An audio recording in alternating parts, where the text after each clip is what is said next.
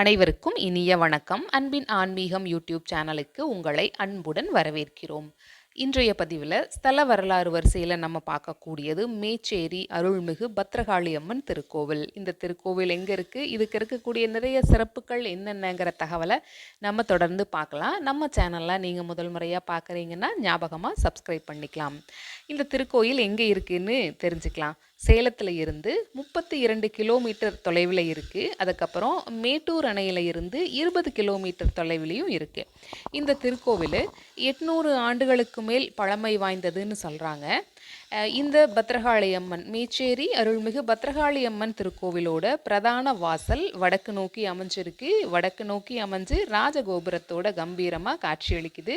கோயிலை சுற்றிலும் உயர்ந்த மதில்கள், 4 திசைகளிலும் கோபுரங்களோட கூடிய வாசல்களும் இருக்குது.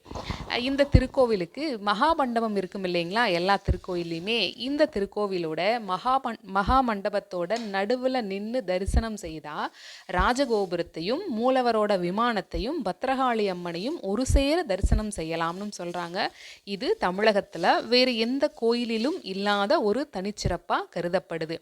இந்த மாதிரி விமானத்தையும் ராஜகோபுரத்தையும் பத்ரகாளி அம்மனையும் ஒரு சேர தரிசனம் செய்தால் முப்பெரும் தேவிகளோட ஆசீர்வாதமும் காளியோட ஜெயமங்கள யோக சித்தியும் கிடைக்குங்கிறது ஐதீகமாக இருந்துட்டு வருது. இதில் அடுத்து மகாமண்டபத்தை அடுத்து இருக்கக்கூடியது அர்த்த மண்டபம். இதற்கடுத்து கருவறைக்கல் மண்டபம் எனப்படக்கூடிய மூலஸ்தானம் இருக்குது. இந்த மூலஸ்தானத்தில் பத்ரகாளி அம்மன் எப்படி இருக்கான்னு நம்ம பார்க்கலாம். அகில புவன மாதாவாக, அதாவது மூலஸ்தான கர்ப்ப கிரகத்தில் அகில புவன மாதாவாக அஷ்டபுஜங்களோட காட்சியளிக்கிறார். அர்த்த பத்மாசனத்தில் வலது கால மடக்கி இடது கால மகிஷாசூரனோட மார்பில் வச்சு அழுத்தி தீயோரை தண்டித்து நல்லோரை காக்கும் நாயகியாக, கொற்றவையாக, வெற்றியை தரக்கூடிய வீர துர்க்கையாக அன்னை பத்ரகாளி அம்மன் பக்தர்களுக்கு அருள் பாலிச்சிட்ருக்கா. ஒவ்வொரு நிறைய சிறப்புகள் இருக்குது. அதில் ஒரு சிறப்பு என்னன்னா, மேச்சேரி அருள்மிகு பத்ரகாளி அம்மனை தரிசனம் செய்கிறதுனால 21 தலைமுறையில் செய்த பாவங்கள் தீருங்கிறது ஐதீகமாக இருக்குது. அது மட்டுமல்லாமல் வித்தைகளும் நமக்கு சரியான ஒரு மனநிலையும் சித்திக்குங்கிறது இங்கே இருக்கக்கூடிய ஒரு நம்பிக்கை.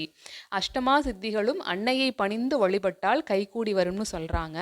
மேலும் பாவதோஷங்கள், ஏவல், பில்லி சூனியம், எதிரிகளால் ஏற்படக்கூடிய தொல்லைகள், ராகு கேது தோஷத்தால் ஏற்படக்கூடிய திருமண தடைகள், இது எல்லாத்துக்குமே ராகு காலத்தில் எலுமிச்சை விளக்கேற்றி வழிபட்டா இவையெல்லாம் நீங்குங்கிறது பக்தர்களோட நம்பிக்கையாக இருந்துட்டுருக்கு. மேலும் மனநோய் பாதித்தவங்க ஒரு மண்டலம் மேச்சேரி பத்ரகாளி அம்மன் திருக்கோவிலுக்கு வந்து தீர்த்தம், விபூதி இதை சாப்பிட்டா நோய் நீங்கும்னு சொல்கிறாங்க. பேய் பிசாசு பிடிச்சவங்க பூதகணங்களோட முன்னாடி கூட்டு பிரார்த்தனை செய்து விபூதியை பூசிட்டா அவையும் நீங்கி விடுதுங்கிறது ஐதீகம். கால்நடைகளுக்கு ஏற்படக்கூடிய நோய்கள் நீங்க பக்தர்கள் வந்து இந்த அம்மனை வணங்கி விபூதி வாங்கிட்டு போகிறாங்க. மக்கள் தங்களோட வேண்டுதல் நிறைவேறியதும் மேச்சேரி பத்ரகாளி அம்மன் திருக்கோவிலுக்கு வந்து பொங்கல் வச்சு வழிபாடு பண்ணுறாங்க. இந்த திருக்கோயிலில் இன்னொரு சிறப்பு என்ன, பூ வாக்கு கேட்கக்கூடியது இங்கே ரொம்ப பிரசித்தி பெற்றிருக்குன்னு சொல்கிறாங்க. பக்தர்கள் புதிதாக தொழில் தொடங்குவதற்கும், திருமணம், நிலம் வாங்குதல் மற்றும் வீட்டில் நடைபெறக்கூடிய விசேஷ காரியங்கள் அனைத்திற்குமே பூ கேட்டு அதன்படி வந்து செயல்படுறாங்க. ஒவ்வொரு மாதமுமே அமாவாசை நாட்களில் அம்மனுக்கு சிறப்பாக அலங்காரம் செய்யப்படுது. ஐப்பசி தீபாவளி அமாவாசை அன்னைக்கு பிரத்யங்கரா தேவி அலங்காரம் பண்ணுறாங்க. குபேர பூஜையும் இங்கே நடைபெறுது.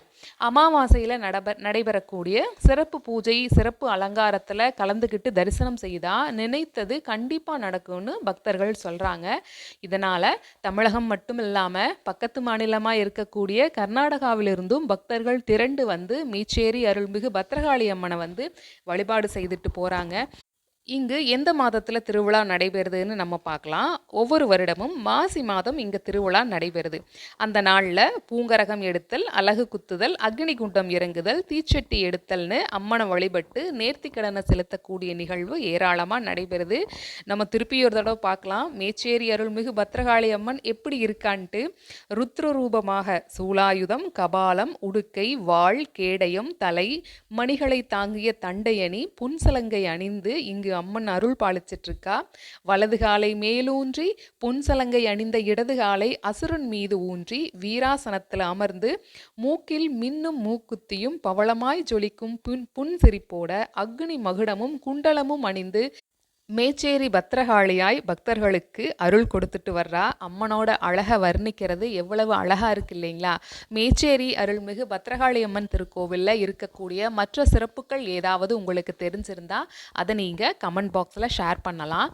மேச்சேரி அருள்மிகு பத்திரகாளி அம்மன் உங்களுடைய வாழ்க்கையில் என்ன விதமான திருவிளையாடல்களை நடத்தி இருக்கா, என்ன விதமான நல்லருள் புரிஞ்சிருக்காங்கிற தகவல்களையும் நீங்கள் கமெண்ட் பாக்ஸில் தெரிவிக்கலாம்.